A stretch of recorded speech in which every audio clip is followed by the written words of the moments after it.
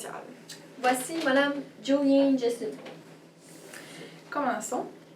Qu'est-ce qui vous procure le plus de satisfaction dans votre travail? Bien, savoir que je fais la différence dans la vie des gens, puis dans ma communauté. Quels sont les avantages et les inconvénients de ce travail?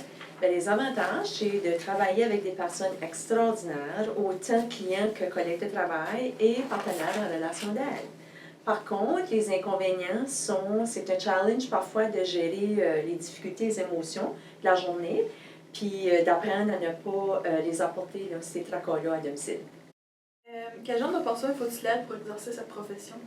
Oh, bien, il faut aimer écouter et conseiller les gens pour les aider à résoudre leurs problèmes, avoir une conscience sociale et un sens de responsabilité, avoir de l'habileté à résoudre les situations conflictuelles et à concilier les parties, et avoir une attitude positive, sans jugement, puis aussi axée sur la confidentialité. Quelle formation faut-il pour exercer cette profession?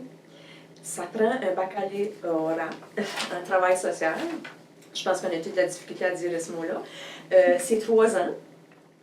Moi, je suis allée à l'Université de Moncton.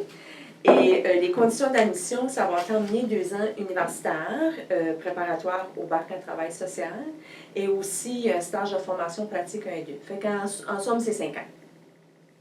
Parfait. Est-ce qu'il y a des avantages sociaux? Oui, nous avons ici, moi je travaille avec le ministère du Développement social, on a l'assurance Croix Bleue, on a un programme d'aide aux employés, aussi un plan de pension de la fonction publique. Et nous avons aussi divers congés payés comme des vacances, congés de deuil et congés de maladie. Quelles sont vos responsabilités? Nous sommes des spécialistes en relations et dynamiques familiales, nous les travailleurs sociaux. En somme, notre plus grande responsabilité, c'est de venir en aide aux gens dans le besoin. Que ce soit en travaillant sur briser les cycles de violence ou des habitudes de vie malsaines, en essayant de réparer les relations tumultueuses, en aidant les personnes à prendre leur vie en main, en assurant la protection des enfants et des adultes vulnérables, ou bien d'accompagner une personne en fin de vie. Qu'est-ce que les travailleurs sociaux font? Il faut en sorte qu'un enfant puisse s'endormir tous les soirs sans avoir peur des poings de son parent. Ils font en sorte qu'une personne ayant des idées suicidaires prenne un élan vers l'espoir au lieu du pont. Il faut en sorte qu'un parent compte jusqu'à 10 et quitte la pièce pour ne pas secouer son nouveau-né. Ils font en sorte qu'un vétéran sans abri puisse se sentir comme s'il y a une place de ce monde. Il faut en sorte que schizophrène puisse voir passer ses démons. Il faut en sorte qu'un couple améliore la communication au lieu de parler des divorces. Il faut en sorte qu'un enfant ayant le syndrome de Down ressente qu'il est le plus brillant des enfants sur l'autobus. Il faut en sorte qu'une femme battue trouve le courage de laisser son abuseur une fois pour tout.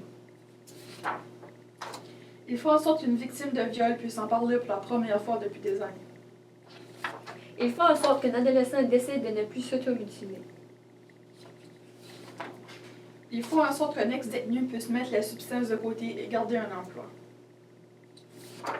Il faut en sorte qu'un enfant puisse reconnaître qu'il est important, réellement aimable et en mesure de réussir malgré les moments où il ne semble pas mériter de l'attention. Ils font des gens oubliés se sentir au premier plan, des gens laids se sentir beaux, des gens confus se sentir compris. Des gens démolis se sentir complets. Alors, qu'est-ce qu'ils font? Ils font plus que la plupart des gens vont faire toute une vie. Ils font une différence.